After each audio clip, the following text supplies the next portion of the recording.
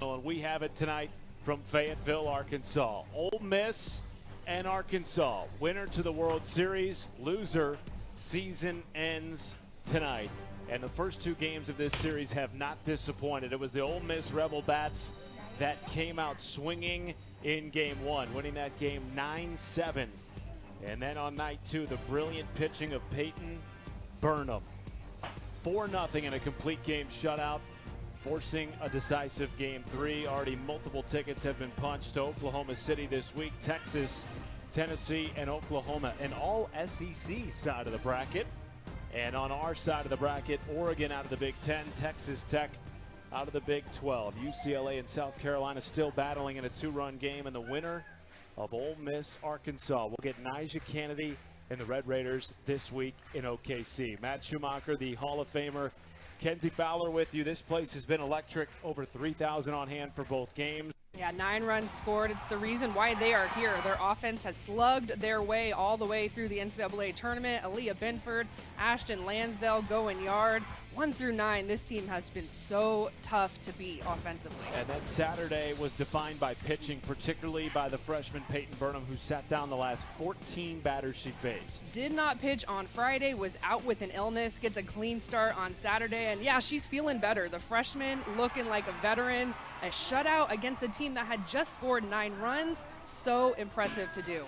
She has thrown 16 scoreless innings in the NCAA tournament, including a no-hitter against St. Louis. Ole Miss, when they've been successful in the big dance, they've scored 7 runs or more. When they've lost 1 run or less, can Arkansas pitching be the determining factor tonight?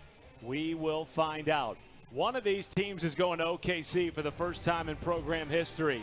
We're punching a ticket tonight from Bogle Park.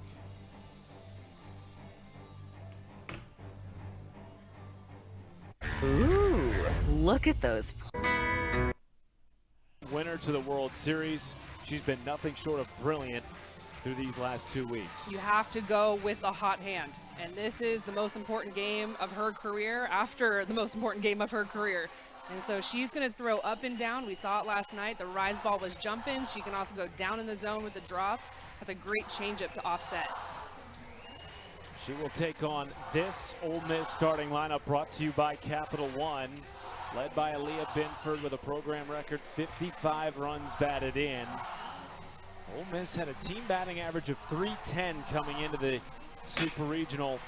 Last night against Peyton Burnham, they were just 3 for 24. How will they fare in their second meeting in as many days? And game 3 of the Fayetteville Super Regional is underway.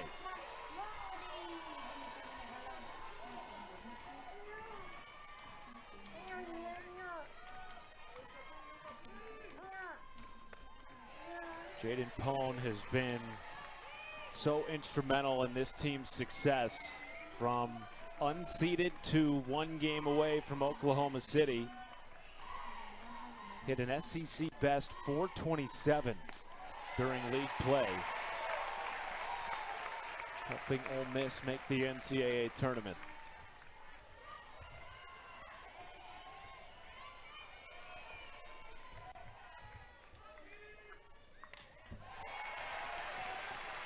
Burnham last night really worked arm side heavy with the rise ball away to the left-handed hitters, in to the right-handed hitters for Ole Miss.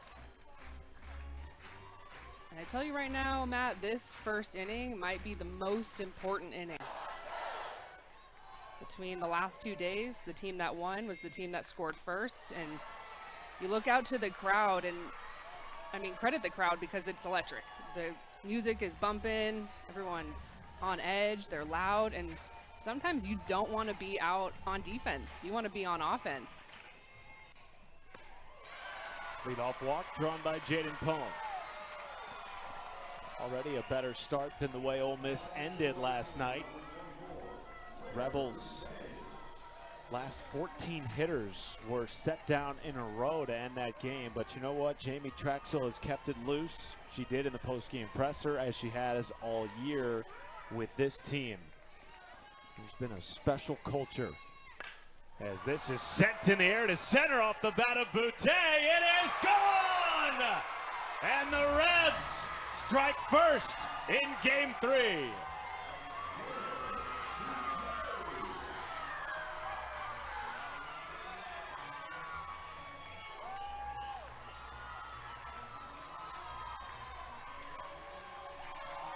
Ole Miss loves to be the visitors. I called their regional last weekend, and they get after it in the first inning. Top of the first, this is where they thrive. You have the leadoff walk to Jaden Pone and Lair Boutte, two seniors at the top of this lineup. You know that there's a lot of talk about what they saw from Peyton Burnham last night. We're held scoreless. You're going to watch some film, watch your at-bats, talk about it as a collective, and have a different game plan going into the next day. Boutte had 2 of Ole Miss's 3 hits last night off of Burnham. None were as deep as that. As Aaliyah Binford comes in hacking down in the count 0-2. But hasn't that been the attitude of Ole Miss all year? 100%. We're playing a seeded team? Yes, who cares? exactly. We're playing a team that shut us out last night? So what? They are the underdog. They are the spoiler. And I think they really thrive when the opposing crowd is super loud. It's almost like they take that and run with it, create that momentum and spin it because there is no pressure on you as the visiting team. Binford in the air to left, and it gets over the head of Reagan Kramer. Binford digging for 2. It's a double for the 6-year senior. What a start for Hottie Toddy. And then you just pass the bat. Aaliyah Binford, Lair Boutte, Jaden Pone, all 3 seniors at the top of this lineup fighting for their season. This is a sharply hit ball by Aaliyah Binford, but Reagan Kramer out in left field had a couple of steps in before she drop stepped to go back, just misread that in left field. First extra base hit of the Super against Peyton Burnham, and now Percy Yamas calls time. And Robin Herron, the ace all year for Arkansas, already getting loose in the Hogs bullpen.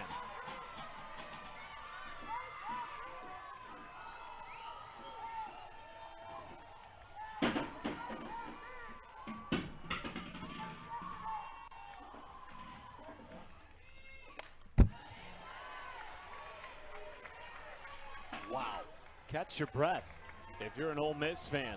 With the way last night ended, I'm not sure how much confidence Rebel Nation had coming into the day, assuming they would face Burnham again, who went the distance on just 77 pitches. 1-2 count to Yamas. Still nobody out in a 2-run lead in the first for Ole Miss.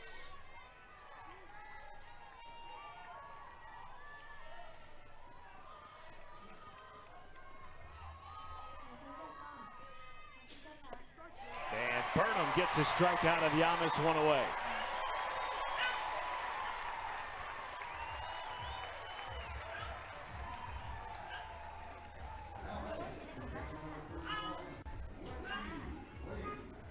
And we welcome those of you joining us on ESPN. Game 3 from Fayetteville, winner to the World Series for the first time in program history. Matt Schumacher and the Hall of Famer Kenzie Fowler with you on a chopper to shortstop. Going to be a tough play, and Rijo cannot get it. Lexi Brady is aboard as Aaliyah Binford moves up to third. Well, this is the best fielding team in the NCAA, and this ball, Talia Rijo, she'll tell you I should have this. Yes, has to come get it, but just a little bit of a step short, and especially after Peyton Burnham rather, struck out the freshman and Percy Yamas, have a little bit of momentum. You allow Lexi Brady to get to first base. Quick timeout here for Arkansas. Well, if you are just joining us, you missed out on some early fireworks. A leadoff walk by Jaden Pone, then a 2-run bomb by Lair Boutte off of Peyton Burnham, who was sensational last night. Went the distance in a complete game shutout, striking out 7. And until this inning, Kenzie Fowler had not allowed a run in 16 innings in the NCAA tournament. I really feel like she was a little overamped the first two batters of this game. Had a leadoff walk, balls were a little bit up, not around the zone, and then the home run to Boutte.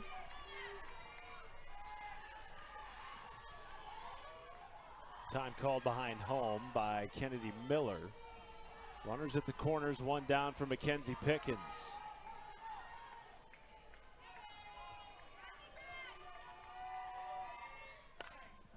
Series split at 1 apiece.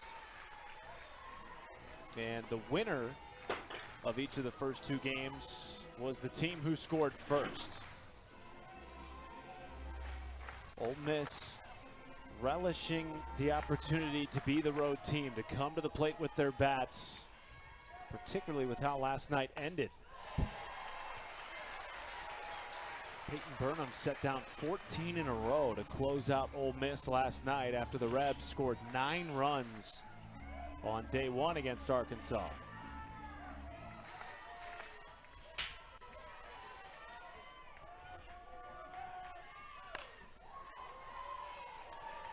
And even on the foul balls, Kenzie, it seems like Ole Miss is squaring up Burnham way better today than they did last night. Yeah, you can see the adjustments pitch to pitch on that rise ball. Burnham had the right-handed hitters really fooled. He's going in tight, jamming them up and in. I still think it's the right start. Starting Peyton Burnham, the freshman, was the right move for Courtney Deifel. It's just the hardest 2 innings in our game, and at this stage are the first inning and the 7th inning. Pickens goes down swinging. Second strikeout of the inning for Burnham, and 2 away. That's the pitch that Burnham has to start using and pulling a little bit more. She didn't have to use this changeup a bunch yesterday because the rise was just rising. It was doing its thing. And when you have a pitch that was cooking the way it was, you don't really need to show the rest of your arsenal. So you have a pitch that's saved. I'd like to see her start to pull that a little bit more. 2 down for Ashton Lansdell. What a story she has become at the Division I softball level, a first-year transfer from Florida International.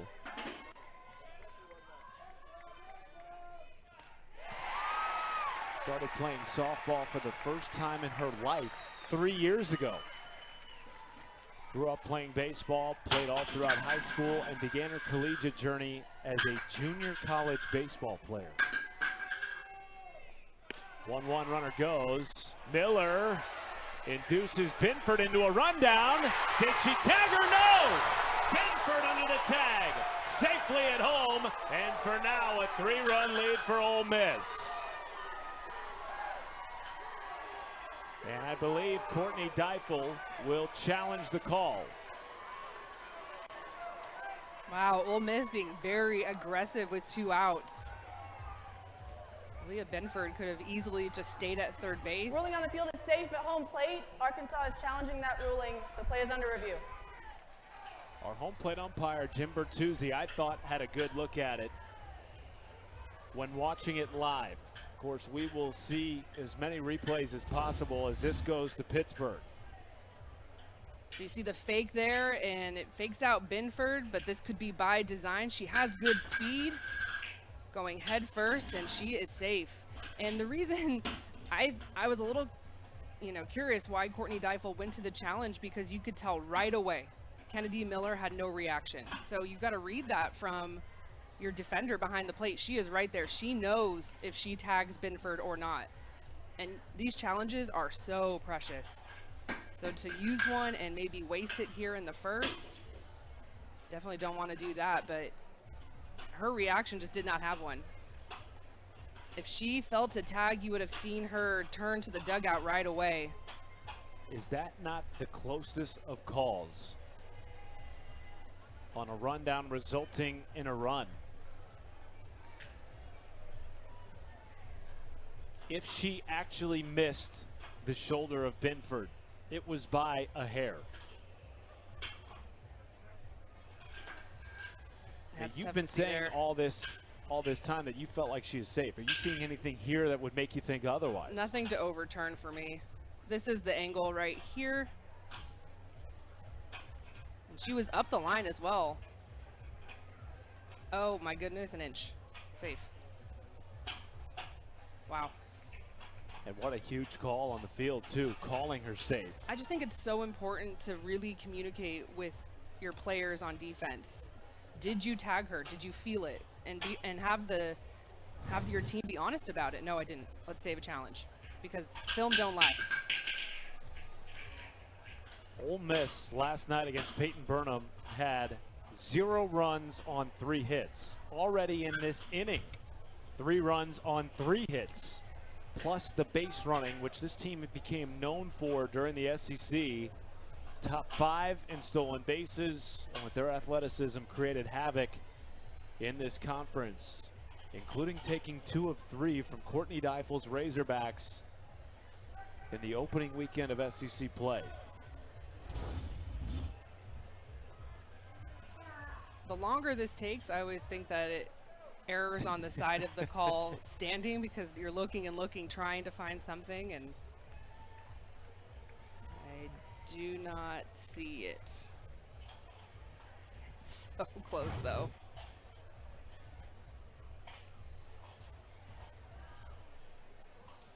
And a long review here. Burnham has just been hanging out behind the circle. Here comes Chelsea Clark.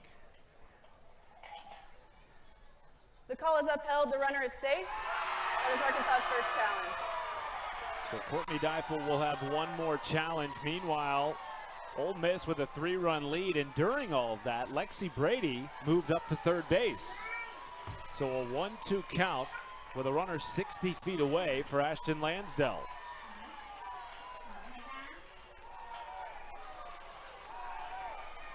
She has already homered in this Super Regional. Has 2 bombs in the NCAA tournament. And the runner comes home and is safe at the plate as Miller goes down.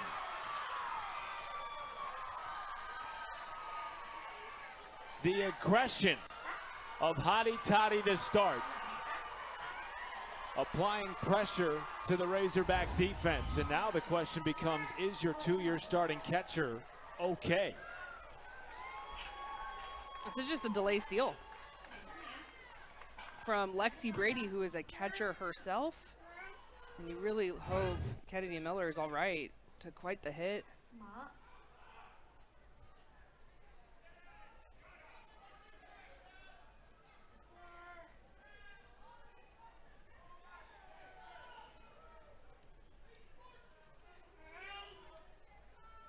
You could hear a pin drop in Bogle Park right now. This has been a shocking start to the first inning, and now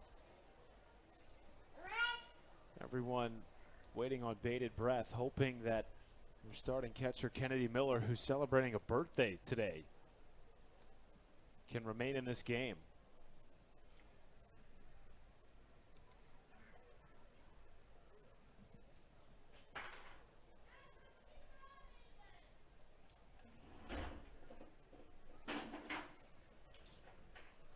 I mean, she was just so caught off guard. And so she was out of position.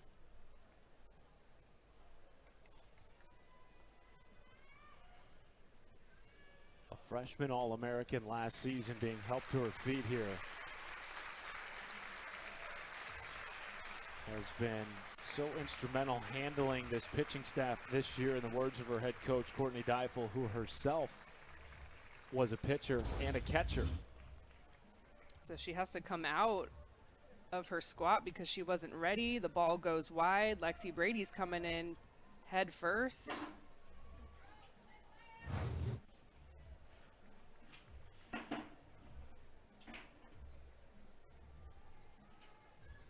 It looks to me like she's trying to see if she can walk this off and stay in the game. Yeah.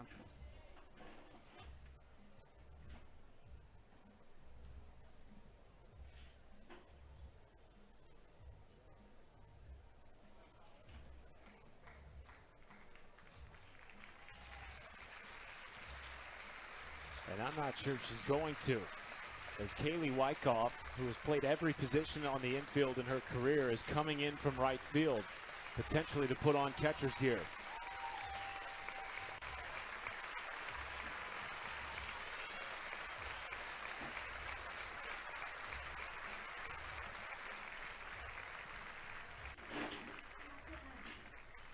And now Arkansas will make a change at catcher with a 3-2 count and 2 down in the first inning, and already a 4-run lead for Ole Miss. We'll be right back. Introducing Wegovy through hers. Ready to lose up to 20% of your body weight or more? Through But Wyckoff has come in from right field to replace Kennedy Miller behind the plate. And out in right field, Courtney Day will switch from DP to outfield. And if you are just joining us for this series, Arkansas has been through the ringer. They were without Peyton Burnham on Friday. She was dealing with food poisoning. Robin Heron, their other ace, only lasted 2 innings, also dealing with food poisoning. And now, in the decisive game 3, Kenzie Fowler, they have to rebound down 4, potentially without their 2-year starter behind the plate in Kennedy Miller. Yeah, that's some big adversity to overcome. And then, meanwhile, Ole Miss taking advantage, earning some runs. How about 2 delay steals in the first inning? You just do not see that.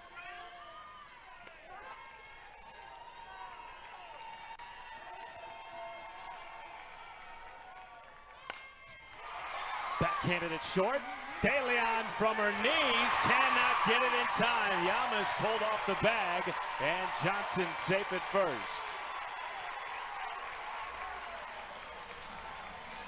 Well, whether this call stands or we see a challenge, this is one heck of an effort from De Leon at short, goes to her knees, and Yamas just can't find the base. Not sure what the issue there was with the freshman at first. Reagan Johnson has so much speed.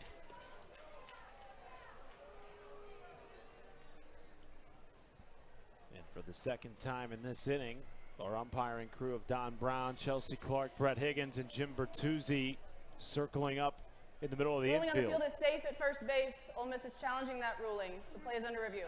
And we will have our second challenge of the first inning. This time from Jamie Traxel. Tells you what's on the line, doesn't it? No doubt. Every out matters. Mackenzie Pickens right in the way of that angle. Had 3 infielders shifted over to left side of the infield because of Reagan Johnson and her speed, and she's a slap hitter, trying to do their best to put themselves in positioning to get her out. Oh, she might have gotten it back on the bag in time. Looked by that angle like her foot was lifted, Right. but by the time Johnson got there, Wow. question is there enough to overturn the call definitively? I would say this would be overturned. And Ole Miss, the coaching staff, they're right there. So they're seeing this happen. Quick conversation about whether you use a challenge and burn it in a situation like this.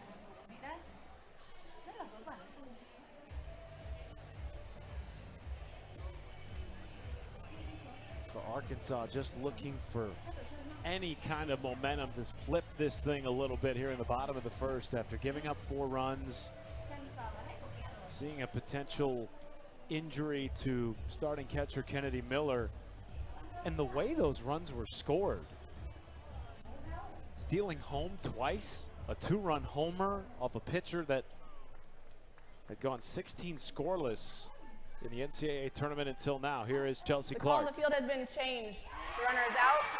That is Ole Miss's first challenge. So a successful challenge by Jamie Traxel.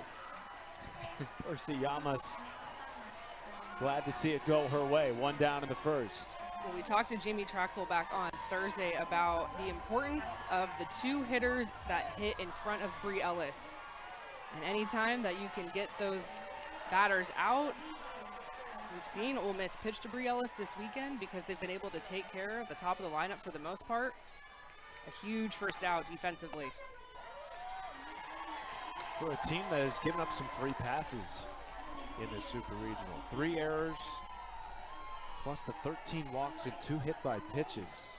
Yesterday, Arkansas able to take advantage of that. Scored a couple of runs in the first inning without the ball even leaving the infield. And I think that's why 3 walks by Lopez. I think that's why Coach Draxel gave her the start. It wasn't pretty, but Arkansas didn't really ever have Bree Lopez's number. The way that Arkansas was able to score their runs was kind of on Bree Lopez. It was the walks, and then it was a couple of infield singles like we're talking about. So as a pitcher, you're always looking at that in the scouting report, and you're watching film, talking with your coaches. Did they hit my best stuff? And if the answer is no, well, how do I fix it? Strike 1 to Reagan Kramer, who has reached base in 16 consecutive games, including a walk in 6 straight. How about 7 in a row for the 2-hitter? And now a runner aboard for the most dangerous power hitter in the country this year, the SEC Player of the Year, Bree Ellis.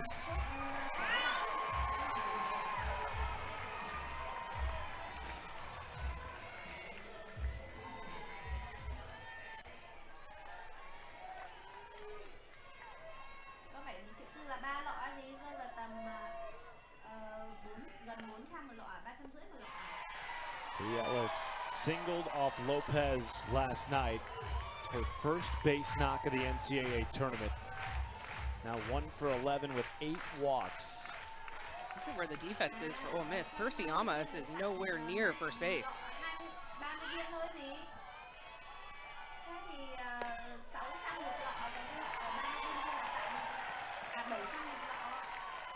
Ellis has had to remain so patient in the postseason, adapting to teams pitching around her and then abruptly changing the game plan and attacking her at times, as we've seen Lopez do throughout the Super Regional.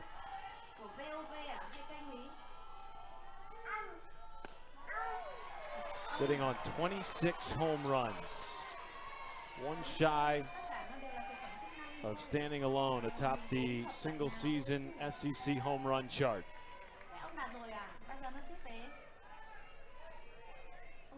The 2-1. Outside, ball 3.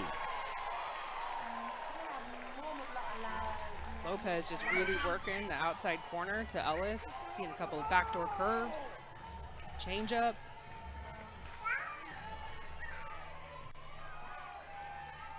Will she get something to hit here on the 3-1 count? No, ball 4. Back-to-back one-out walks drawn by the Razorbacks.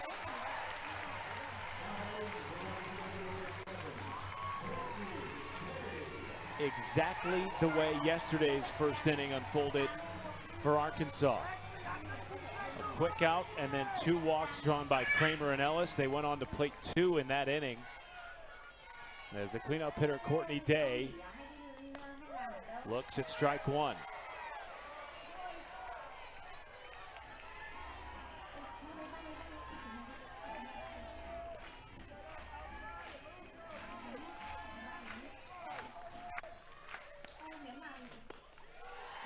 Courtney Day having an excellent NCAA tournament and her return to the sport. Spent 4 years at the University of Texas, brought the Longhorns to a World Series in 2022, ironically beating Arkansas on this field in the Super Regional. Took last year off after a brief stint at Ole Miss that did not include playing in any games. Recovered from an injury, joined Arkansas in the middle of the year and has been a tremendous addition. And is ahead in the count 3-1. Well, Arkansas is doing exactly what they need to do offensively, falling down 4-0 in the first. You don't want to go out offensively, be over aggressive. They are making Bree Lopez throw strikes, taking so many pitches. Day draws a walk to load the bases with 1 down in the first. You have to feel that as a pitcher. If you start to see the batters not swinging, you've got to attack the strike zone. Sometimes it's very easy to overthink that. In the moment, you know what to do. Sometimes that mental piece just will get the best of you physically.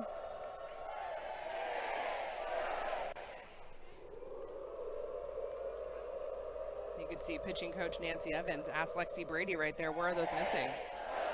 There were a couple pitches that I thought could be called strikes, but then Bri Lopez kind of followed up those close borderline balls with balls that were more out of the zone.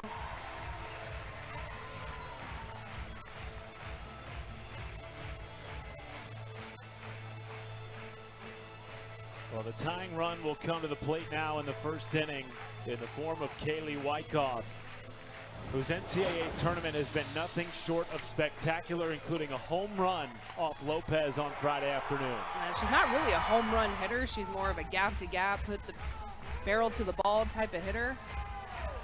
But you have to feel good about that, knowing that that is something that you've already done this weekend. And it's also in the mind of Lopez in the circle, and that's why you see the timeout, get everybody on the same page. But what a gift here for Arkansas. This was the dream start for Ole Miss, and now this is the dream opportunity for a response for the Razorbacks. Wyckoff has 10 runs batted in during the NCAA tournament. First pitch from Lopez is a strike after the visit to the rubber by Nancy Evans. 3 consecutive one-out walks issued by Lopez in the first. And ahead of the count 0-2.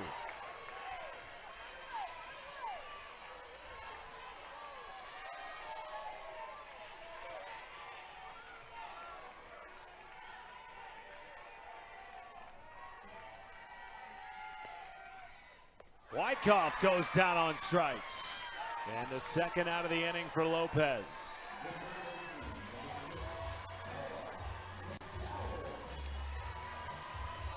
And we welcome those of you joining us on ESPN2 to Bogle Park for Game 3 in Fayetteville, Arkansas. After watching UCLA clinch a spot at OKC. Matt Schumacher and the Arizona Hall of Famer Kenzie Fowler with you. Bases loaded, 2 outs in the bottom of the first for Ella McDowell and Arkansas. And the Hogs have already been up against some adversity in this game, giving up 4 runs in the top of the first and an injury to their starting catcher, Kennedy Miller.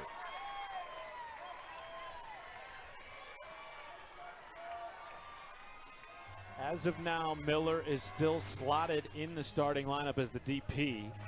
We will continue to update you on that as this game unfolds.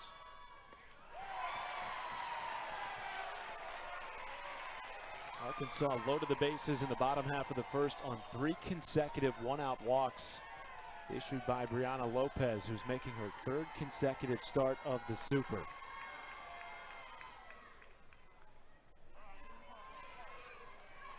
Arkansas, this has been a problem this weekend with bases loaded. They have not been able to capitalize yet.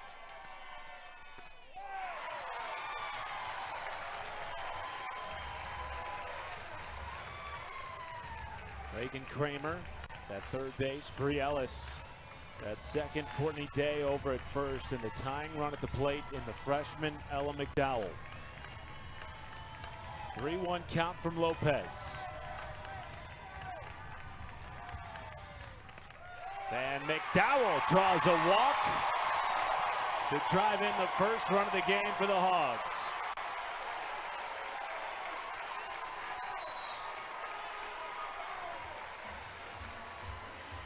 The strike zone is clearly tied on the outside part of the plate for Lopez, so credit Arkansas. If you're seeing that zone, don't swing. Put the pressure and keep the pressure on her. Falling down 4, you need a big inning to get back in this. And now the tying run aboard in the first inning for Italia Rijo.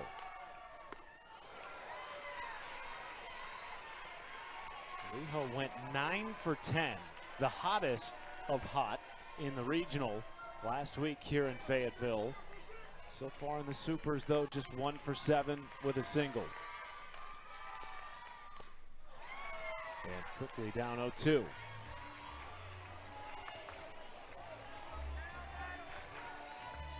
the 2 outs in this inning for Bree Lopez she's been able to get out the lefties. Reagan Johnson, Kaylee Wyckoff struck her out, so better opportunity here, lefty on lefty matchup.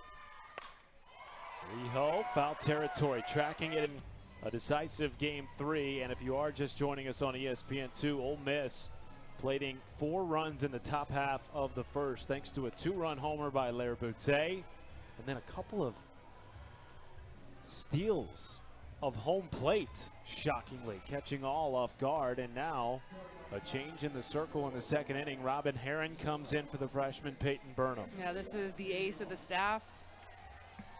The lefty coming in after the righty. There's a little bit harder, has that up spin, it's gonna cut differently. Spins a curve as well. And her changeup is her best pitch. We saw Robin Herron get the start back on Friday. Of course, it's well documented now, she was not feeling well. And her changeup just was not a factor. So for her, 2 days removed from that, hopefully better start for her here, getting a clean second inning. Well, good news for her. She will have Kennedy Miller back behind home plate after she exited the game with 2 outs in the first due to an apparent lower body issue. As this is sent in the air down the right field line, foul territory. Diving catch made by Carly Davison. Wow.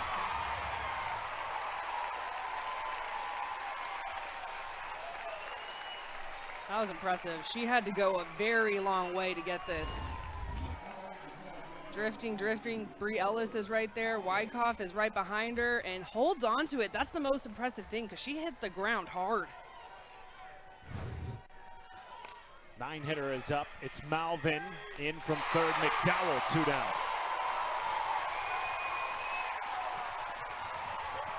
This is that Arkansas defense,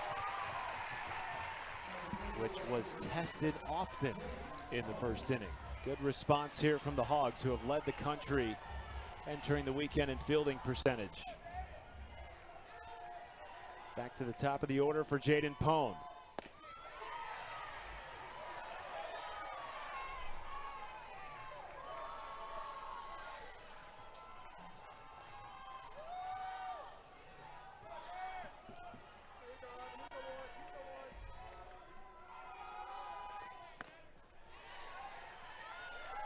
Pone, one of 3 returning field position starters for Ole Miss this year.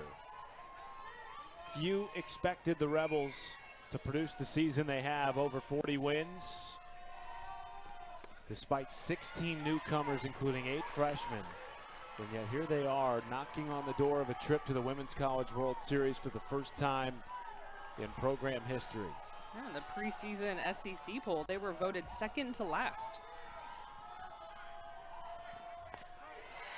Only above South Carolina. So I think for both of those programs, one of those things where it's kind of who gets the last laugh on that.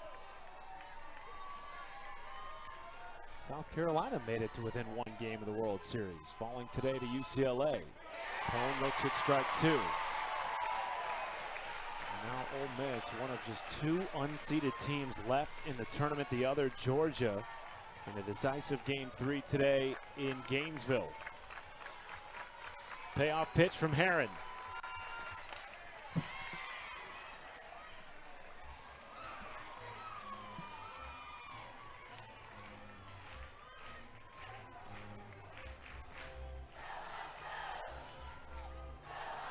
She has been the ace this year for Arkansas.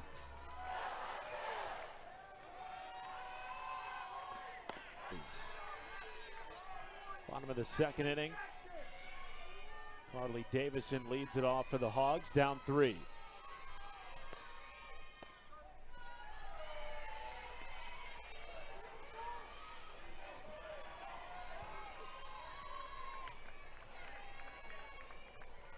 Davison, the first-year transfer from Utah.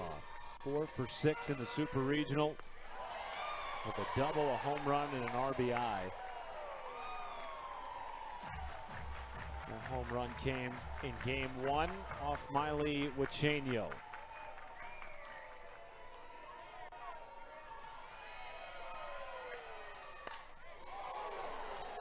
And what kind of Houdini act did we see Brianna Lopez pull off in the first inning? Bases loaded, less than 2 outs, no hits, and only 1 run. Oh, she's probably stressing out her head coach and pitching coach. I can't imagine. It seems like she does this every game. Walks the bases loaded, limited damage, only 1 run to a very potent offense for Arkansas, and then dances out of it. That's a great point, because while Arkansas hasn't swung the bats as well in this Super Regional as they have this year, this is still a team that has been top 10 in the nation in scoring pretty much all season. Full count to Davison. Yeah, see, if the base is loaded, you score 1 run with no hits. It's kind of what we saw yesterday as well. Davison popped up right side. Llamas evades contact and makes the catch, 1 away.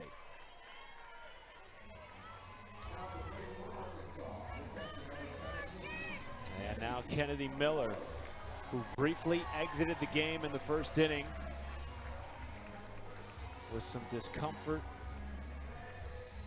in her lower body after a collision at home plate, re-entered behind the plate and now comes to the plate for the first time tonight.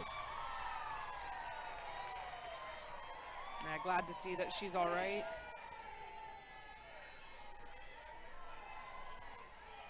Nothing's wrapped up. She's a catcher. Catchers are tough. And she has been a tough out in the NCAA tournament. Last night snapped a 4-game hit streak. But during this NCAA tournament, she's driven in 5 runs, batting in the bottom of the order. This is sent up the middle, and a 1-out single by Miller.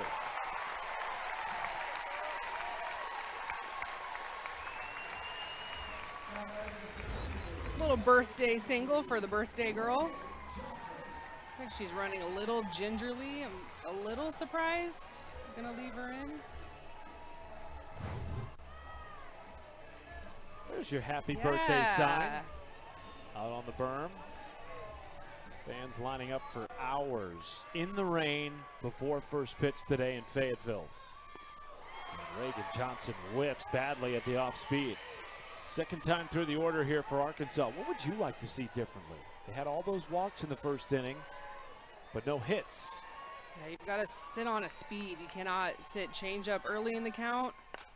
How about that from Johnson? Sneaking it past Lansdell at third base. And that's what's so great about our sport, is that you can look like you're completely fooled on one pitch and then adjust to the next. So Lopez gives her that changeup and then follows it up with a curveball. And this is exactly what you have to do. Left-handed hitter going up against a left-handed pitcher. You got to see it so deep, especially as a slapper. Those slap hitters, they want to run to first base as quickly as they can, but Reagan Johnson did a really nice job seeing that curveball deep.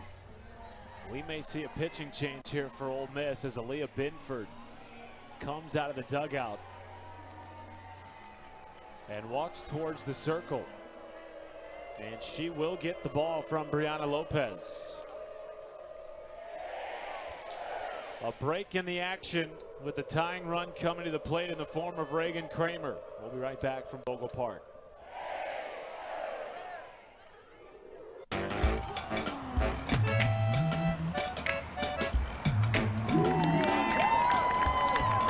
It's big, it's back, and it's only $6. Get the big box y'all love today. Love that chicken from Popeyes. Will you marry me? Is that Hidden Valley Ranch? This is the most flavorful day of my life. Easy squeezy Hidden Valley Ranch. Only serious about flavor.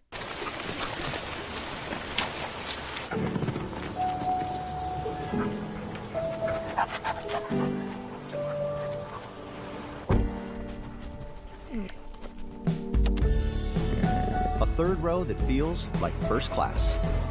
how it should be. The Hyundai Palisade. Lease the Hyundai Palisade SEL for $389 a month, or get up to $3,000 bonus cash on select Palisade models. Hurry in today. Well, Aaliyah Binford, what can't she do? Homer, pitch, whatever you need. She is getting it done for Ole Miss this postseason. One of the two-way stars in the NCAA tournament. Has been just such a fun veteran experienced player for Jamie Traxel, coming over from Baylor, and is a completely different look than Bree Lopez, her fellow senior, who's lefty with the curve. Binford is going to be a righty with a drop. Also has an elite changeup to counter that drop ball, but loves to roll ground ball outs.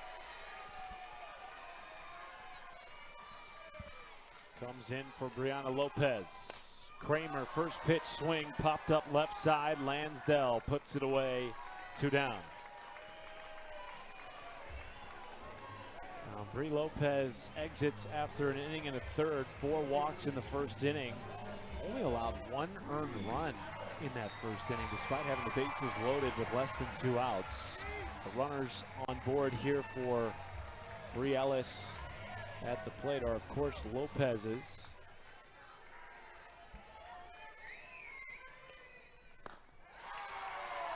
Bree Ellis has gone 20 at-bats without a home run, well above her season average of 1 home run per every 5 at-bats.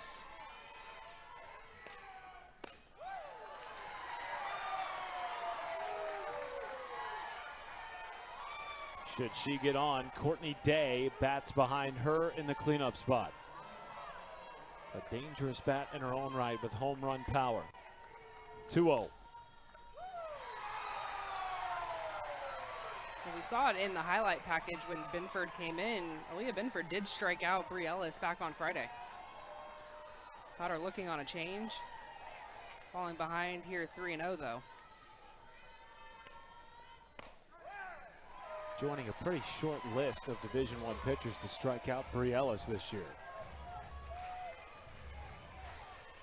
Just 10 all season, 2 of them on this Ole Miss pitching staff. Hitters count to Ellis.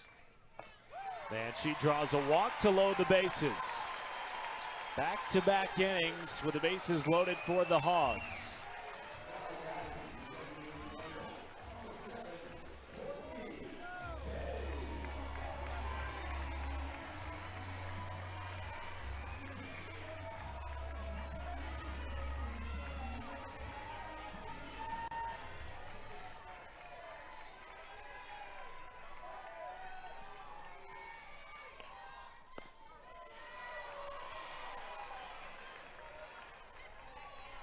Courtney Day, 3 for 5 in the Super with 5 walks.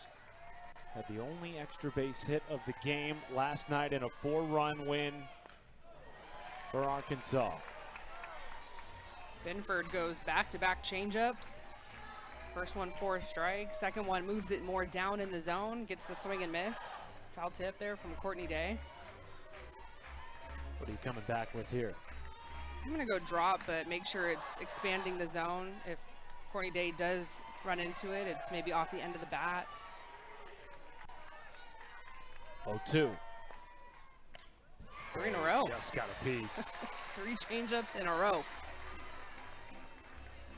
And a good changeup is a separator as a pitcher. It makes your next pitch look that much harder when you do choose to go to that drop ball or go to that rise ball. You throw 65 to a hitter, the reaction time is looking like 68 now. 0-2 is through the right side. 1 run is in. Here comes another. It's a 1-run game in Fayetteville.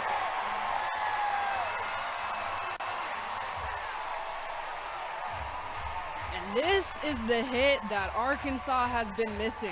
I know they won yesterday, but man, it's a little bit unconventional. Ole Miss allowed them to get into the game, and this is it. This is the 0-2 pitch that is way too sweet. 3 changeups in a row. Binford does go to the drop, but that is right down the heart of the plate. And you have a hitter in Courtney Day who is so used to that situation. She knows she is going to get pitches hitting behind Brie Ellis, and she got a big one there. Kaylee Wyckoff comes up swinging.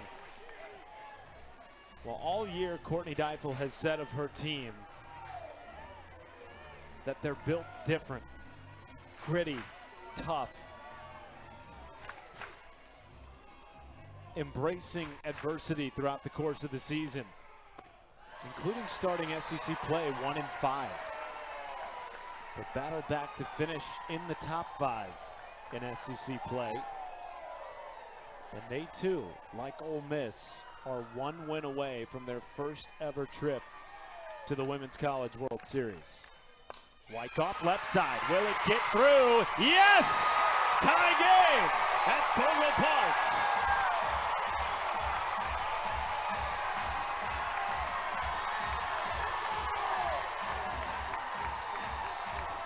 After Brie Ellis scored right there, she turned to the crowd and said, "Get loud."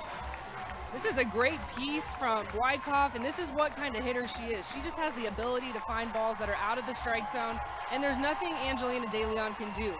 She's way too deep in the hole. Brie Ellis, look at her right here. She turns to the crowd. Keep it up, stay on your feet, keep the gas on.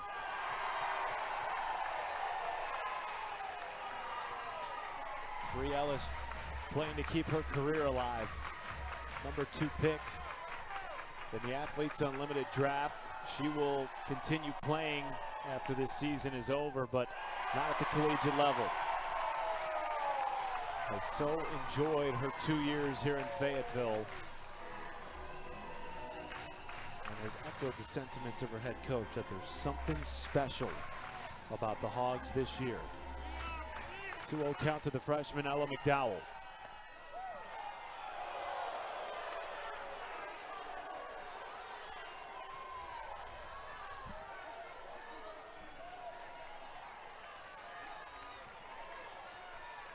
Binford trying to get out of the second inning with a tie game. 2 on, 2 out. And a 3-1 count to McDowell.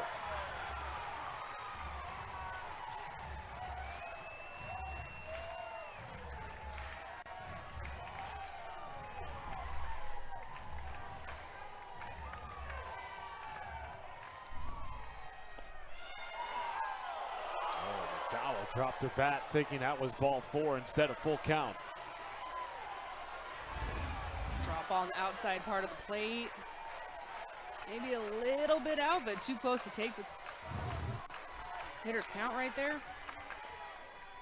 McDowell comes back to De Leon, bobbled it short. Bases loaded.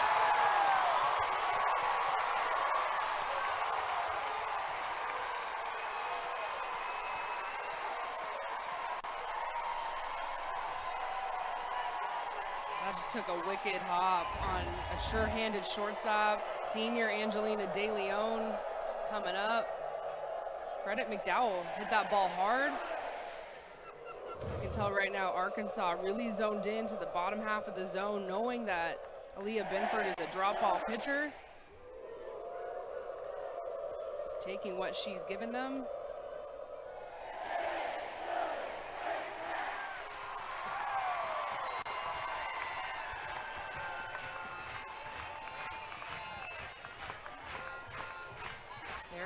For that, an error by De Leon. The 4th of the weekend by the Ole Miss defense. And now the 9th hitter of the inning will come to the plate for Arkansas with the bases loaded. Yeah, this is a much different inning for the Razorbacks. 4 hits here in the second, didn't have 1 in the first. They were able to get 1 run out of that bases loaded situation. So now things are rolling completely different. Riley Wachenio getting loose in the bullpen. Ole Miss has used all 3 on their staff in 1 game already this Super Regional. Currently be in store for it again here in Game 3. Riho looks at ball 1.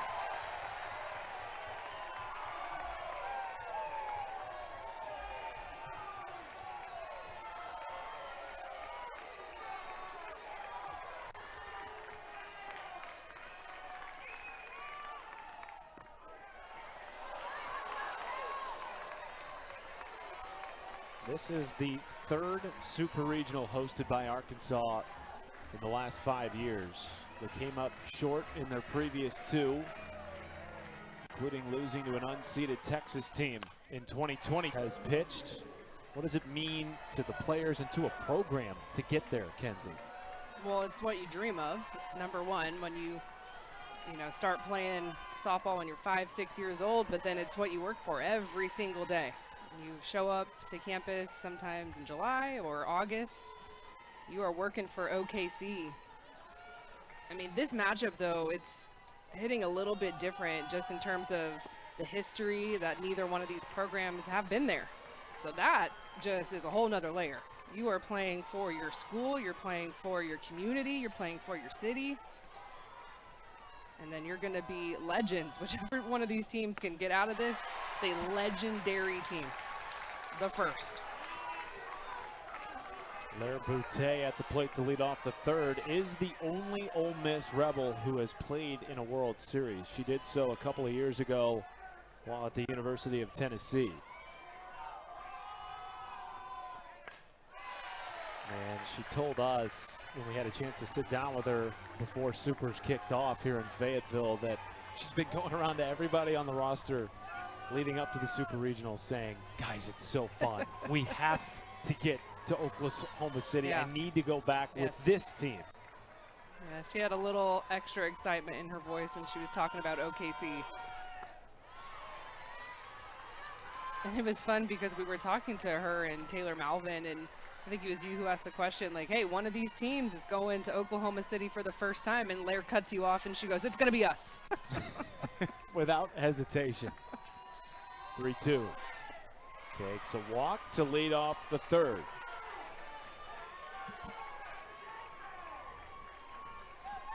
Robin Herron came in last inning to relieve Peyton Burnham. Set down the side in order, including a strikeout. First hitter aboard against her tonight for Ole Miss. And now Aaliyah Binford comes to the plate with a runner on and nobody out.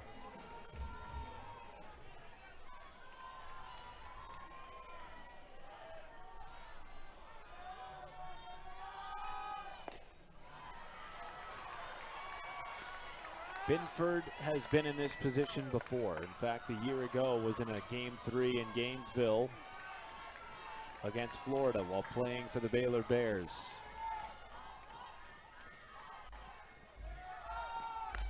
And decided during the fall semester to jump in the portal while the window was open, made her way to Ole Miss for her 6th and final season. What a career for Aaliyah Binford.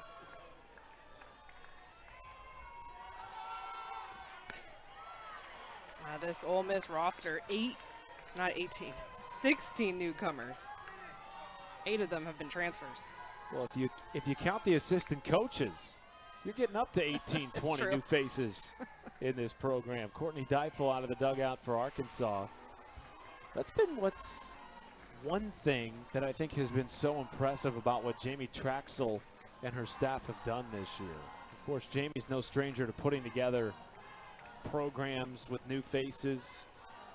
Did it at North Dakota, did it at Iowa State, did it at Minnesota, helping the Gophers reach the Women's College World Series in 2019. She likes it. Yeah, it's kind of a weird dynamic because she said we are old, but we are also young at the same time, and felt like she's needed that. Felt like the seniors needed the freshmen and the freshmen needed the seniors. And there was a lot of uncertainty about all of those pieces and the roster moves, but it settled as the season progressed. 2-2 to Binford. So not only are you settling the roster pieces, but to your point with the new coaches, you're also learning their hitting styles, their pitching styles. That's a lot of new information. Well, this offense has certainly thrived with the newness at the top from a coaching standpoint. Having one of the best seasons in program history under Aaron Earlywine and Bobby Buchanan. Check swing from Binford, the appeal to first. She did not go, according to Brett Higgins. Heron working that change low in the zone. It's a good hold there from Binford. You see her legs completely gone, but the hands stay back. Goes down on strikes. One down in the third, and the second strikeout for Heron. So you go from low and slow to the high heat, working that rise. It also has a little bit of cut to it, almost like a backdoor curve that continues to go up through the zone. Binford's a big swinger. Percy Yamas, fly ball on the left. Kramer is there, 2 outs. Well, as you probably have heard by now, at least a dozen times, the Women's College World Series returns to OKC. Action begins 12 Eastern on ESPN. For more information on the 2025 Women's College World Series, you can go to NCAA.com, the official online home for all 90 NCAA championships.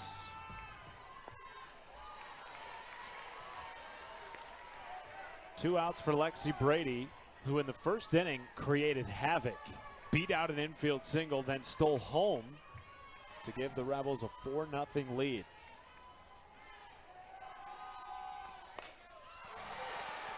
Popped up to Bree Ellis in foul territory. And another smooth. Team like Oklahoma makes it look very easy. It is not that easy.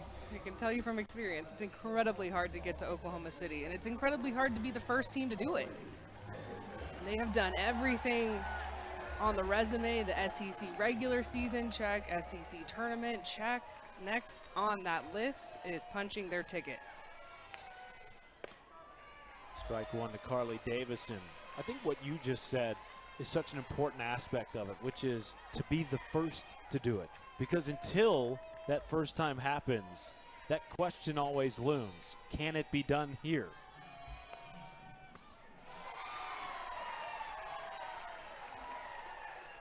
And certainly that has been part of the narrative over the last 4 years, losing at home, be it in the regional or the super. I think it's no doubt that Arkansas is the best team, especially in the last 5-7 years, the best team that has not made it to Oklahoma City. And every single year, you look at this span, they were a pick, they were a favorite. They were slotted in. This is the year. This is the year. Could this be the year? Excuse me, swing. Lansdale fields and fires one away. To your point, until this season when Arkansas finished 5th, they were the only program in the SEC to finish top 4 in the regular season in 4 consecutive years. Of course, all 4 of those seasons ended early in the mind of Courtney Deifel and her team, and it led to a big mindset shift in the program during the offseason. Deep self-reflection after failing to advance out of the regional last year. And what has been birthed out of that is a program that has been battle-tested and a program that has risen to the occasion time and again this season. Popped up middle infield, Yamas is there, 2 down. And we'll flip the lineup back over to Reagan Johnson. Well, Courtney Deifel said that her and her coaching staff have coached this team a little bit harder than maybe she has in other teams in years past. She said it's a very mature group, only 4 seniors, but a lot of the players have been like, Coach, give me some criticism. Tell me what I'm doing wrong, and it's not always the case. And so Courtney Deifel and longtime assistant coach Matt Michael, DJ Gasso, Danielle Gibson said they've allowed themselves as coaches to be a little harder on this team.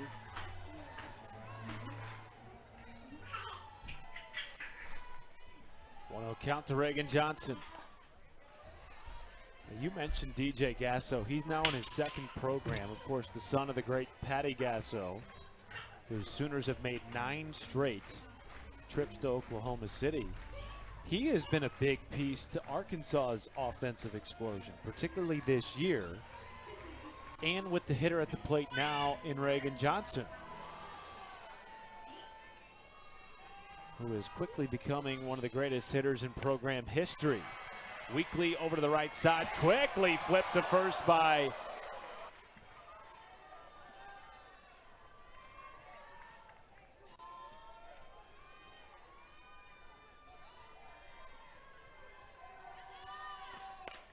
Pickens up the middle, off the leg of Heron. No play for the shortstop, Rijo. There's your first hit against Heron.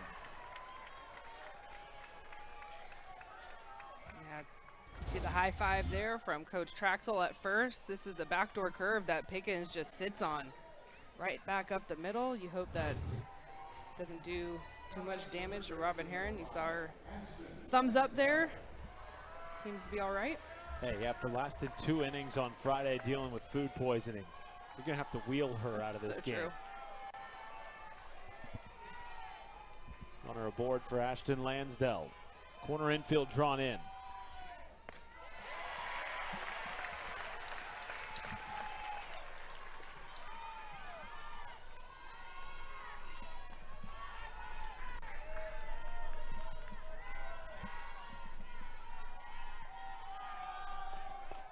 Good pick by Kennedy Miller, keeping Mackenzie Pickens at first base.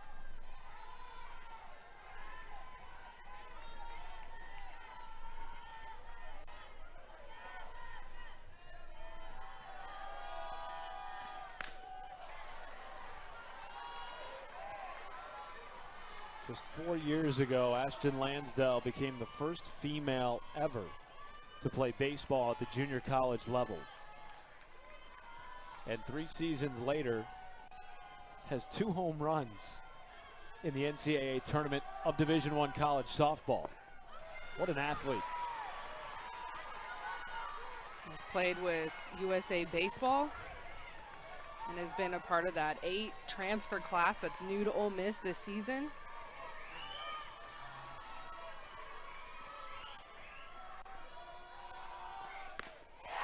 I cannot imagine going from seeing overhand pitching your entire life to underhand with movement in the high 60s, even high 70s if you're playing somebody like Carlin Pickens. Yeah, the reaction time is the biggest difference for me.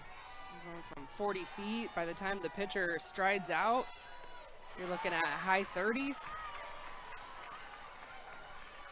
Draws a walk, 2 on and nobody out for Angelina DeLeon.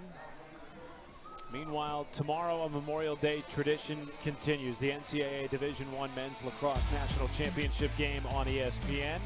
Cornell looking for its first title since 1977 against the Maryland Terps, seeking their second national championship in 4 years. DeLeon pops up the bunt and some physicality. Friendly fire, but Bree Ellis hangs on to it after colliding with the freshman Ella McDowell in from third. It's just taller player wins here. Bree Ellis has a couple of inches on the freshman McDowell at third. They're smiling about it now. But an unproductive out there for Ole Miss, trying to sacrifice over 60 feet.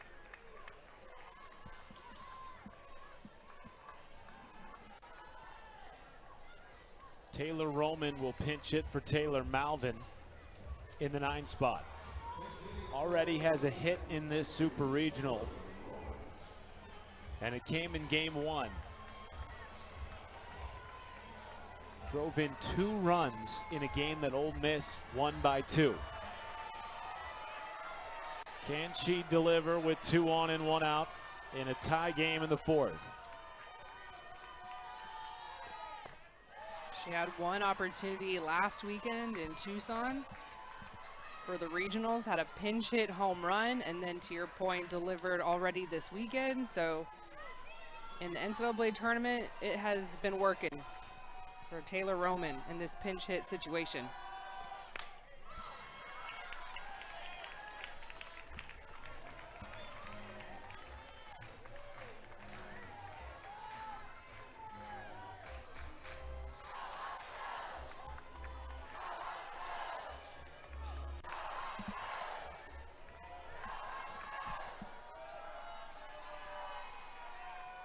One to Roman. In the dirt, Miller just keeps it close enough to her to keep the runners at bay.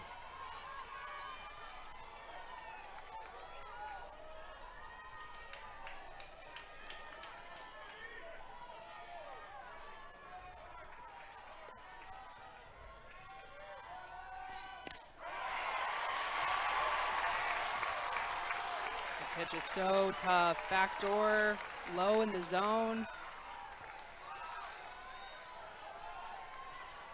Now you know she has that changeup in her arsenal as well. Can she pull that?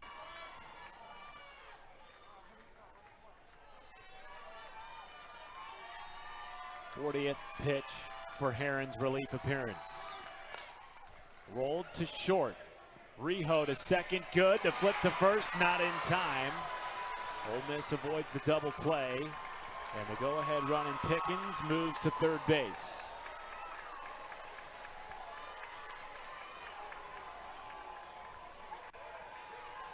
And now Taylor Malvin will come back in to run over at first.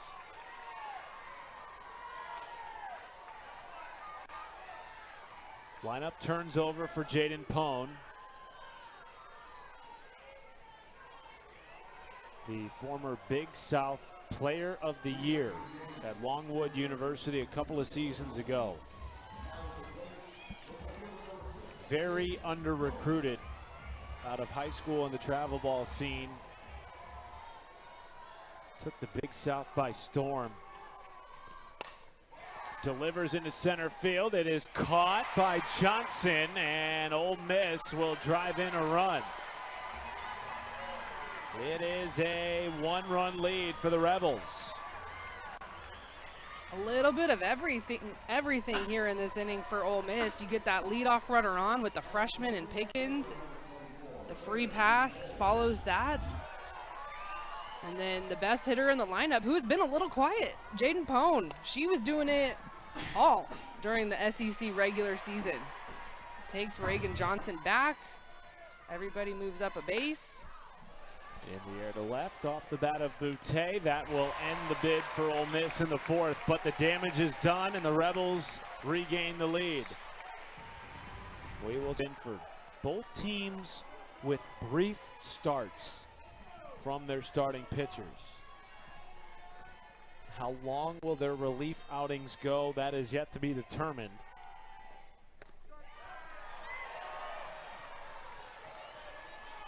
How do you see this game unfolding over the next 2 to 3 innings? I think we'll see Ole Miss use their entire bullpen because it's what they've done up to this point. So we still haven't seen the freshmen. Kramer to second base, Pickens to first, one away. Miley Wachenio. It has been an all hands on deck. Of course, Bree Lopez has been the one that's gotten the bulk of the innings, but has really been just a staff approach. And then I think it's Robin Herron the rest of the way. She looked pretty good that last inning, spinning it really well.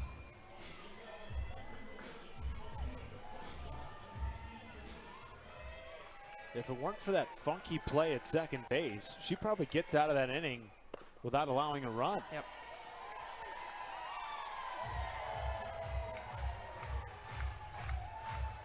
Bree Ellis comes to the plate here, third time up tonight. 2 walks and a run scored. Has not gotten much to hit. That's the first swing she's taken here in game 3. Yeah, she got some pitches in her last at-bat from Aaliyah Binford. I know she walked, but there were some balls that were around the zone. Could have gone 50-50, ball or strike, in my opinion. That changeup right there, Ellis expanding the zone.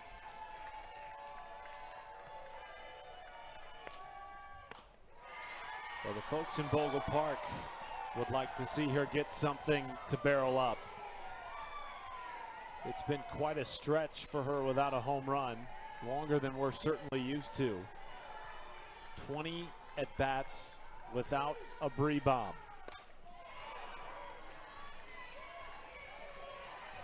Still sitting on 26, tied for the SEC single-season home run record. One swing could break it and tie this game in the fourth. 2-2.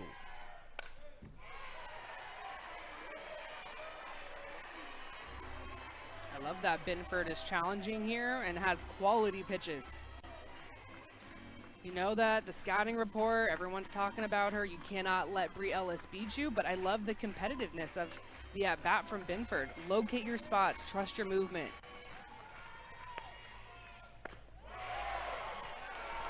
The appeal to Brett Higgins. Ellis did not offer in a full count. This is grizzled vet against grizzled vet here. Lay it off of the drop. Almost had it. Lexi Brady was asking. Good hold from Ellis. I'm expecting a changeup here. Two seniors. Ellis backhanded at first by Llamas, and this time Binford wins the battle. 2 down in the 4th.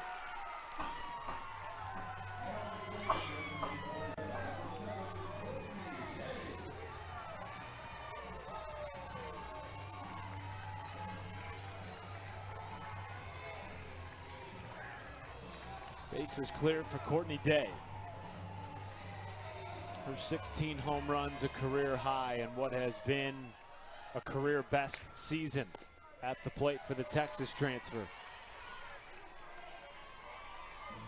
Knows many on this Ole Miss roster fairly well, having spent some time in Oxford before deciding to retire briefly. Ransdell at third, slings it to first, and another 1-2-3 inning for Binford. She's retired 7 straight hits, had the bases loaded, and were able to take advantage, tying the game briefly before Ole Miss came back in the 4th, plating 1 to take a 1-run lead. And that is where it stands as we enter the latter innings of this decisive Game 3. Winner to the World Series for the first time in program history. Loser season ends tonight. And Aaliyah Binford, a big cut for strike 1. Matt Schumacher, the 2-time All-American and Hall of Famer Kenzie Fowler with you, and Binford has shoved in her relief appearance, setting down 7 in a row, and now trying to help herself out of the plate. The first inning was a little dicey on both sides, and I just feel like a Game 3 hostile environment, it's kind of going to go that way. It's so hard to get your heart rate down as the starting pitcher. You can practice for it all you want, put yourself in uncomfortable situations and train for it, but there's just nothing like the real feel of adrenaline. And it's kind of how the game went. First 2 innings, explosive offense and a couple of miscues, free passes, and then the game settles in.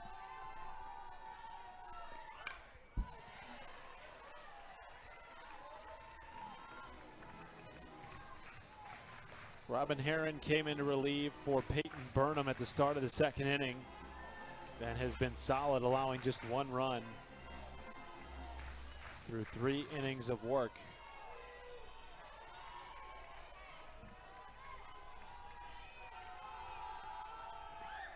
Gets a strikeout.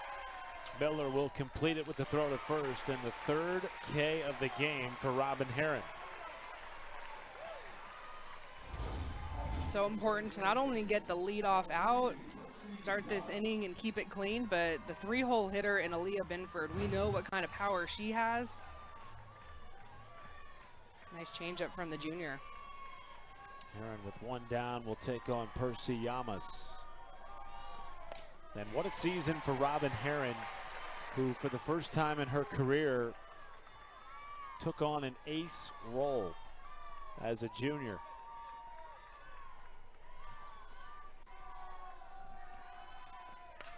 Replaced, did Arkansas, their ace and first-team All-SEC pitcher Morgan Leinstock, who graduated. And so Courtney Deifel went to Robin Herron and said, "It's your ball this year." Something that she has grown into for sure. Line drive floated over the head of McDowell off the bat of Llamas. And the first base knock of Game 3 for Percy Llamas. Good reacts there from the freshman. Just a little bit jammed, but she'll take it over the head of a jumping Ella Dowell at third. Not pretty, but at this point it's gritty. You take the celebration there. Gets good cheered on with her teammates, getting a pinch runner in.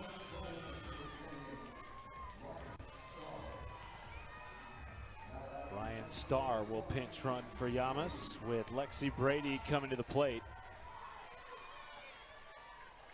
This is the 4th time this season that Robin Herron has faced this Ole Miss lineup. And it's been a bit of a mixed bag. The first time she faced them was as the ace for the first time in her career in the opening series of SEC play, and Ole Miss got after her a little bit. They ended up winning that game, scoring 9 runs. But she came back in game 3 and had a huge response, helping Arkansas salvage that series with a 20-3 victory. Now you got to think about the mental side for both of these teams, especially the pitchers. Ball starts in the circle, and with so much familiarity, you know that the tape is out there. You've been scouted very well. And so you kind of have to get over that and just get out there and do it. 2-1 to Brady.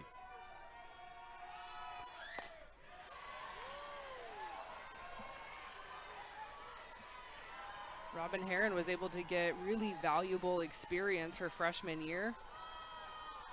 And you talked about being kind of that number 2 arm a season ago, and slowly, year by year, has grown into the ace of the staff.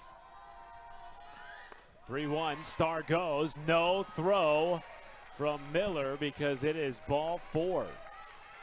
And now 2 on and 1 down for the freshman Mackenzie Pickens.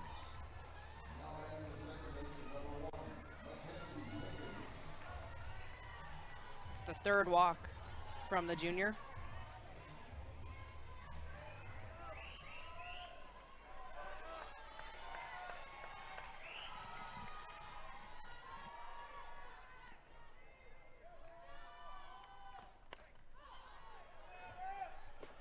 Pickens has already singled off Herron tonight, 1 for 2, with a run scored back in the 4th.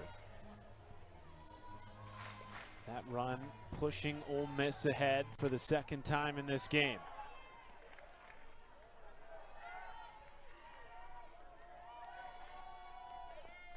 Line drive into left field, down for a base hit. They will wave Star. The throw in is not in time. 2-run lead for Ole Miss. And as the ball gets away, both runners advance, an extra base. I am so impressed by this freshman. I know Percy Yamas is the one with the record and she sits in the 4-hole, but Mackenzie Pickens is the other freshman in this lineup. This is a very senior-led team. There are 7 seniors in the starting lineup for Ole Miss. So to crack the lineup number 1 as a freshman is so hard to do, but she consistently delivers. Puts together great at-bats, the single in her last at-bat, 2 runners on here, and she just clutches up. Gets a curveball in, gets her barrel there, hits it hard. Puts her team up 1 more run. I think it's too late. I think the Rebs are already hot. 4th run batted into the tournament for Pickens, and we will see a pitching change. The original starter of game 3, Peyton Burnham, will come back into the circle for Arkansas.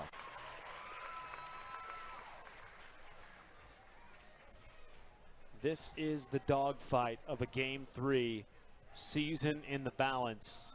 And now Burnham tasked with the difficult opportunity of 2 in scoring position, inheriting just 1 out, and Ashton Lansdale expected to come to the plate here in the 5th. Yeah, it's no secret that Peyton Burnham had a very rocky first inning. Ole Miss came out swinging. Coach Deifel makes the pitching change, goes to the ace, goes to the junior, and now back to the freshman. Gave up a 2-run homer to Lair Boutte, 2nd batter she faced in the game, coming off a complete game shutout last night, allowing just 3 hits, none of them for extra bases. Ole Miss completely flipped the script on the freshman, who set down 14 in a row to end Game 2's victory last night, forcing this Game 3 on a Sunday night in Fayetteville. Lansdale to the plate with 2 on and 1 down. And Burnham calls time.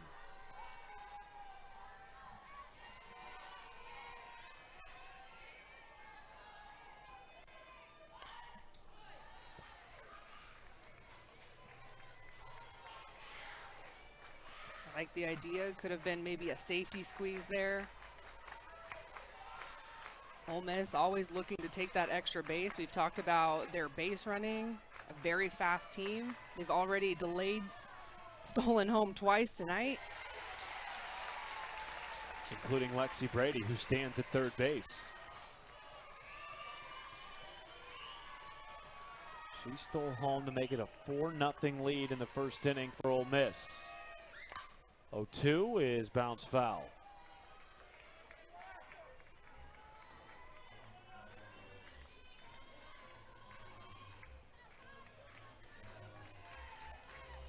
This is the Rebels offense that we have come to expect in the NCAA tournament. All gas, no brakes, scoring multiple runs in multiple innings.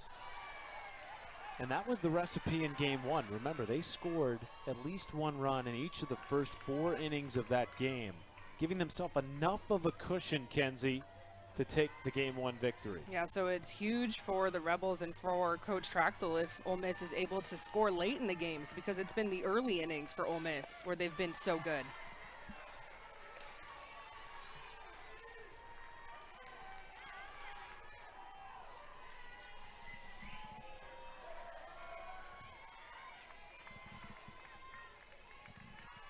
Burnham's 1-2 is hit a mile high but foul, tailing out of play.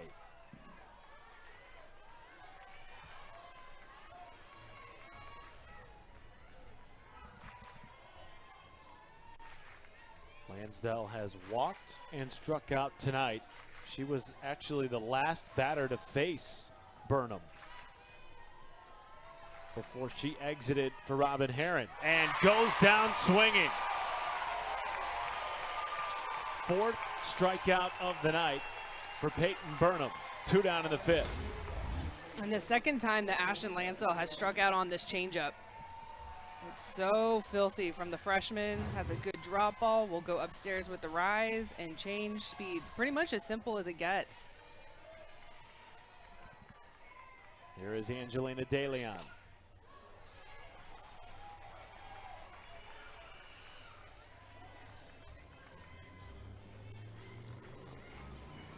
Somebody who originally committed to Coach Traxel while she was the head coach of Minnesota, and then followed Jamie down to Oxford when she took the Ole Miss head coaching job.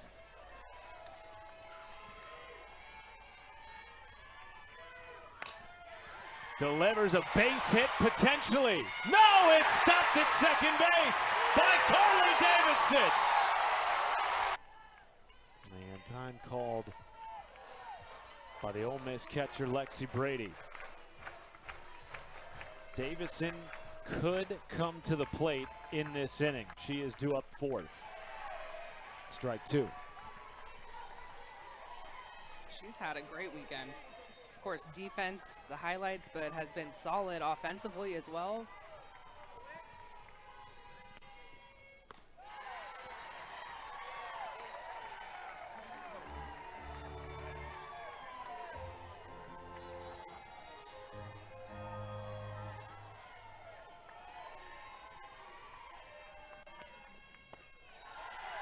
Benford just missed. 2-2 count from the 6th-year senior, who has set down 7 in a row.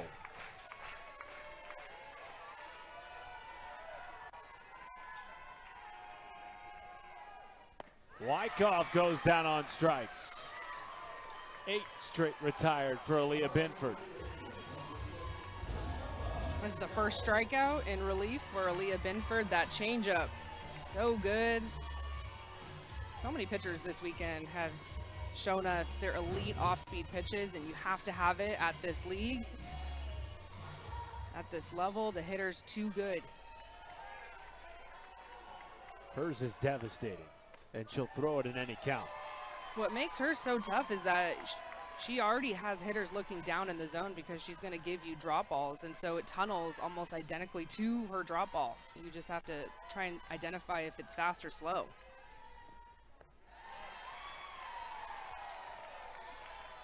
But she doesn't really ever go upstairs. Imagine if she had a rise ball.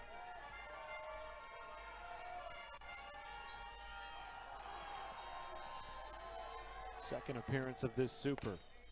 Bouncing ball foul, left of the bag at third off the bat of McDowell. Remember, it was Binford who not only homered in game one for Ole Miss, helping them jump out to the early lead, but then came in and closed the game. 1 2/3 in relief, no earned runs, 3 strikeouts. Upstairs to McDowell, ball 2. There is just something about Aaliyah Binford that her teammates gravitate to. The looseness, the joy with which she plays, but also that competitive fire that you see both in the box and in the circle.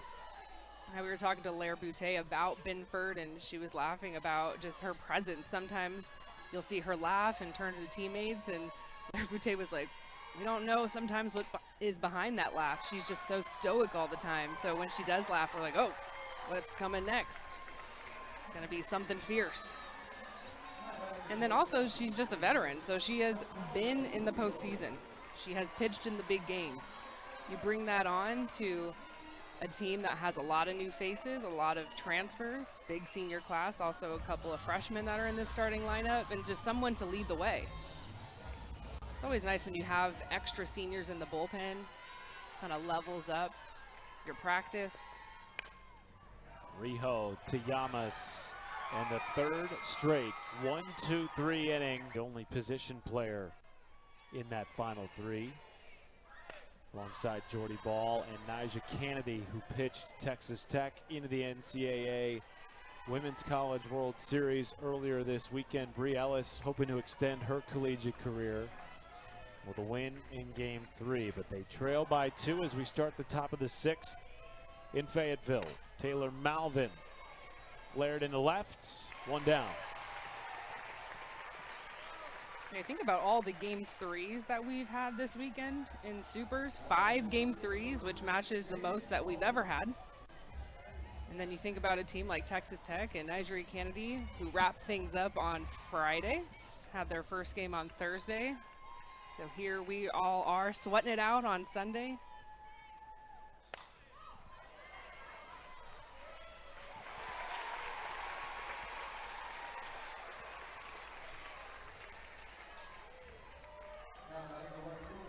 Two outs for Lair Boutte. Peyton Burnham has set down all 4 batters she has faced after re-entering the game. When she last faced Lair Boutte, the Houston transfer took her yard with a 2-run shot to open the scoring for the Rebels in the first inning.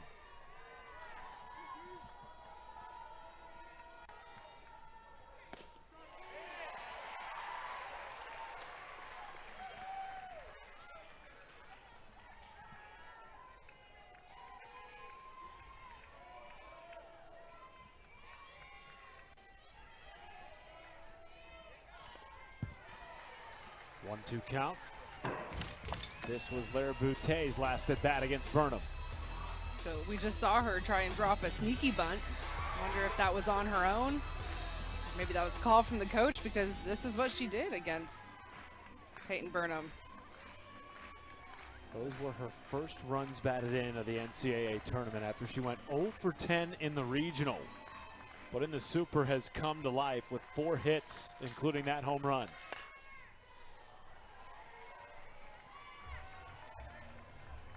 And as we've mentioned, a young lady who before has tasted the sweetness of making a trip to Oklahoma City. Yeah, it's kind of interesting. Neither one of these teams' programs have been to OKC, but you have players like Lair Butte for Ole Miss, Courtney Day, and Carly Davison for Arkansas who have been there with other programs. 1, 2, 3. Bracket.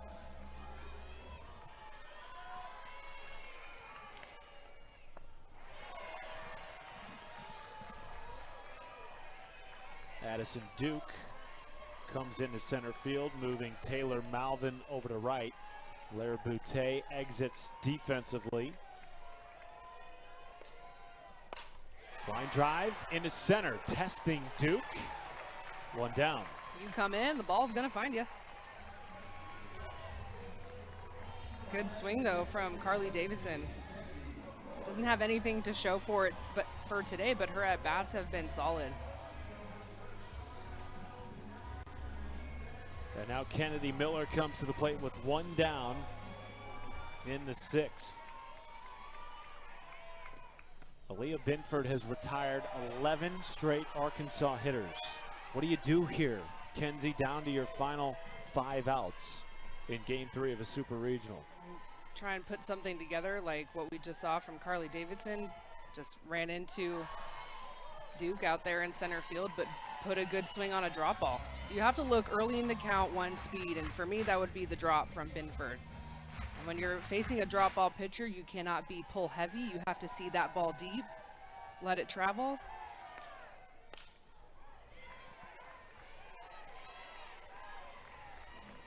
One thing that Binford has done really well is gone in and out consistently. She has not been sitting on one side of the plate.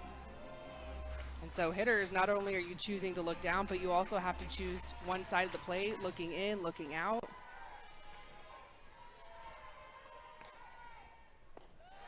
Miller lays off, 2-2. So like right there, she went drop ball inside, and then next pitch goes outside, changes speeds. Like that's a lot of different moving back and forth for hitters to deal with.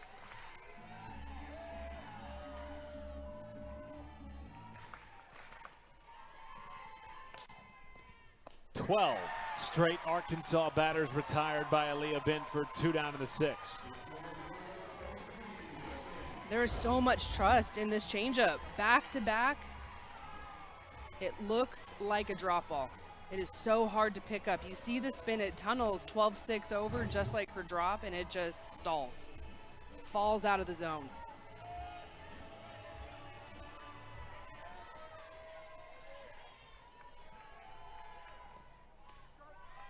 Reagan Johnson looks at strike 1. If there is someone in this lineup who could get a rally started against Binford, it's Johnson. Among the program's best ever at the plate. And the only Razorback in program history with multiple 70-hit seasons. All 4 of Arkansas's hits actually came in the 2nd inning. 2 of those, in fact, came off of Binford when she came in to relieve Brianna Lopez, but they have been stifled at the plate ever since. Unseeded Ole Miss, who has already taken down national seed Arizona en route to this Super, is just 3 outs away, and will try to add some insurance here in the top half. The heart of their lineup due up, starting with Aaliyah Binford against the freshman Peyton Burnham.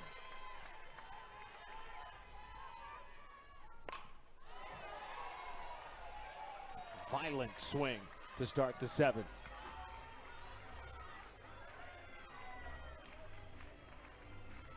This fierce competitor just last year was 1 game away from a trip to Oklahoma City with Baylor. Pops out to the left side and caught by Atalia Rijo. 1 away. Game 4 of the Western Conference Finals between the Thunder and the T-Wolves tomorrow night at 8:30 Eastern. OKC up 2-1. Coverage begins with the Countdown Crew at 7:30. Bouncing ball foul off the bat of Percy Yamas.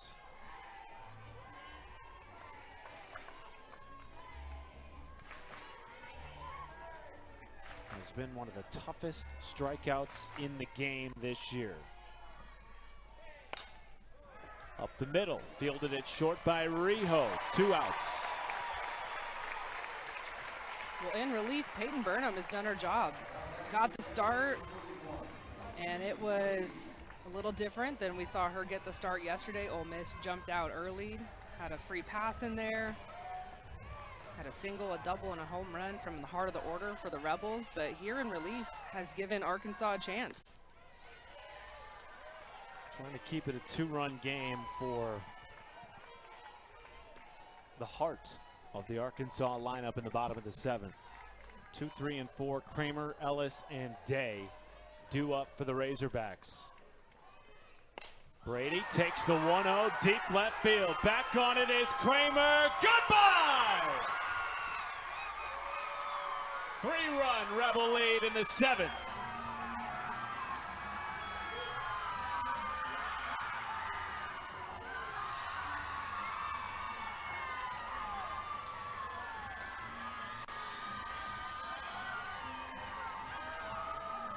Well, the section for Ole Miss, the fans, the parents, I don't think they have sat down in the last couple of innings. They have stayed standing. A Brady bomb poster is already made, putting it to use.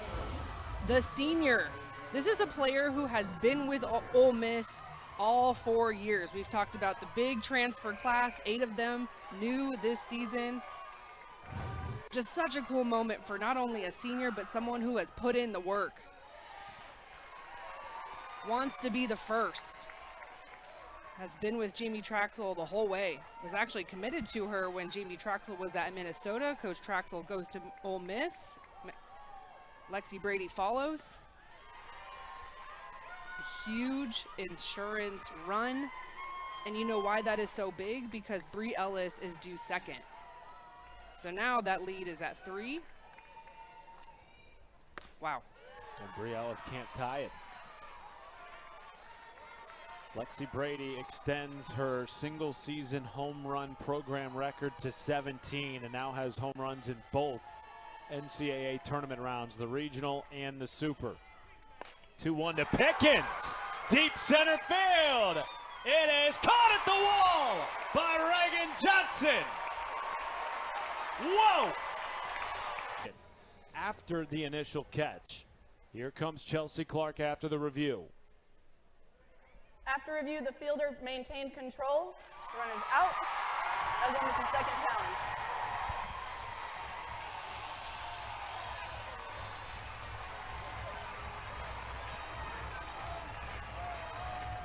So a major momentum play potentially for Reagan Johnson, keeping this a 3-run game after the homer by Lexi Brady. And as we mentioned going to that last break, it'll be the 2, 3, and 4 hitters due up this inning for Arkansas, including the SEC Player of the Year, Bree Ellis. Matt Schumacher, the Hall of Famer, Kenzie Fowler with you. As a player in this moment, down to your final 3 outs, what does your approach have to be against a pitcher who has been untouchable? You have to really mentally lock in. It's really hard to not look at the scoreboard. And you think about that insurance run that Lexi Brady, the senior for Ole Miss, just hit, could be huge. You're thinking about a senior of Bree Ellis. And the 3 batters right now that are due up, Reagan Kramer, Bree Ellis, Courtney Day, all seniors. So season on the line, career is on the line. This is what it's all about. Neither team has ever been to a Women's College World Series, though players on both sides have been to OKC with other programs. History hangs in the balance as it has all weekend for these 2 teams. Arkansas has been here too many times, maybe, in their mind, having hosted now their 3rd Super in the last 5 years. Have yet to make it out, hoping for a late rally in the 7th against the 6th-year senior Aaliyah Binford. Well, everyone knows this right here, the graphic. We've put it up a couple of times this weekend if you've been with us since Friday, and the players know it as well. And Courtney Deifel knows it. This has been, in my opinion, the best team in college softball as of late that just has not been able to get to Oklahoma City. They have been deserving. The resume has been there. It's just the moment. And right now the moment is big, but is it too big? Do you let it get too big? This program is 1-19 in the NCAA tournament when trailing after the 6th inning. The caveat to that is the lone win came in the regional round when they scored 3 runs in the 7th to force extras against Oklahoma State. Went on to win that game in the 8th. And it was this part of the lineup that had that rally. Was able to get a couple of people on, pass the bat. Here we go. It's Reagan Kramer leading things off with a ball. And on the flip side, you saw defensively for Ole Miss, there was a long huddle, a lot of deep breaths. How do you settle in? And for Aaliyah Binford, she has to attack the zone. 2-0. Binford has retired 13 in a row. Since the 2nd inning. All 4 of Arkansas's hits coming in the 2nd. Kramer turns away from strike 1.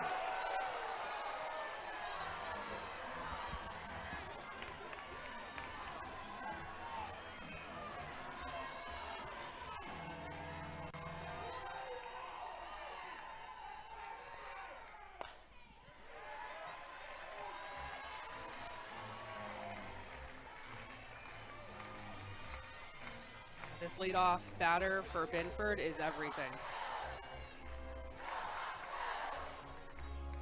Kramer has been so good at getting on base. 17 straight games, including a walk earlier tonight in the 1st inning. The 2-2 from Binford. In the air to left field. Pone is there, 1 down in the 7th.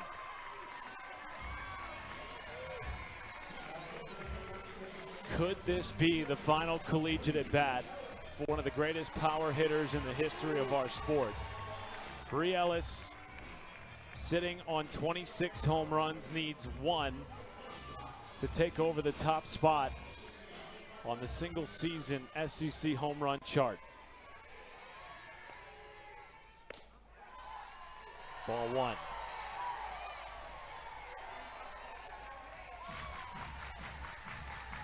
She will go down as one of the greatest, not only in program history, but in collegiate softball history. The numbers she has produced this year, otherworldly.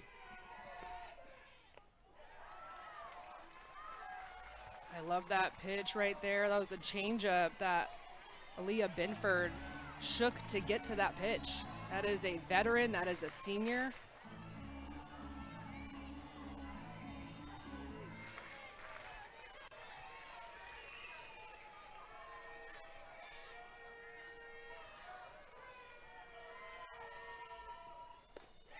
Swing and a miss. 1-2 count to Bree Ellis. Throw it again. Could be the 3rd changeup in a row. You know the power that she holds. That changeup has been rolling for Binford in relief.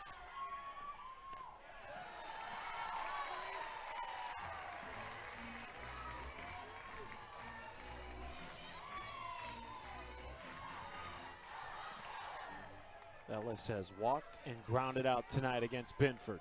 The 2-2. Full count to Bree Ellis.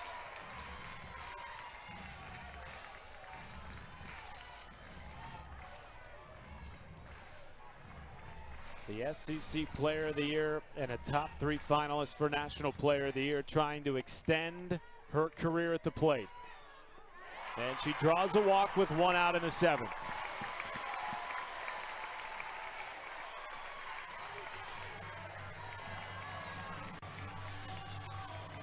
First hitter to reach against Binford since the 2nd inning.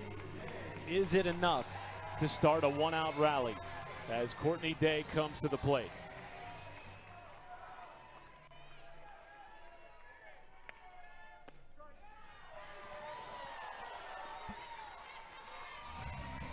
Courtney Day, one of the players in this game who, with her previous program, did reach the Women's College World Series. Did it with Texas in 2022.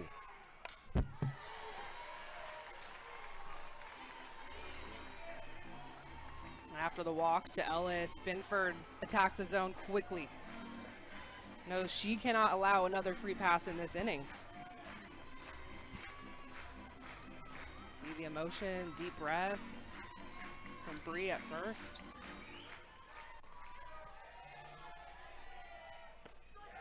Rings are up looking on the outside corner.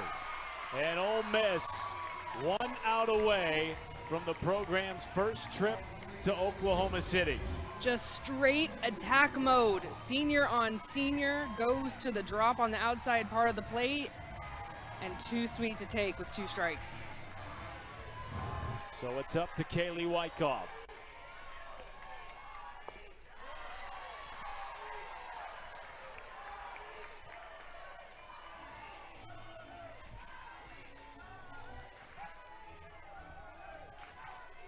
Wyckoff has homered in this Super Regional, did it back on game 1. Ahead in the count 2-0 with a potential game-tying run on deck in the freshman Ella McDowell.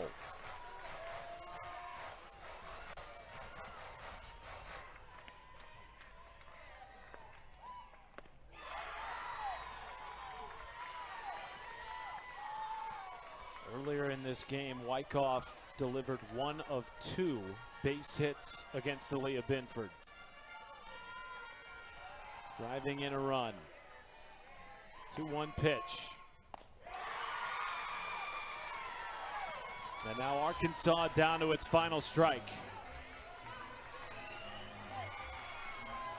The emotions starting to set in for these Arkansas seniors.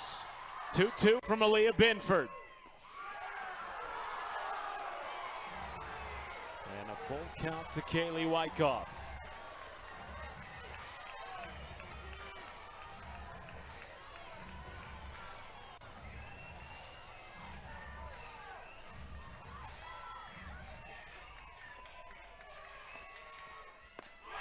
The Rebels are rolling on to OKC for the first time in program history.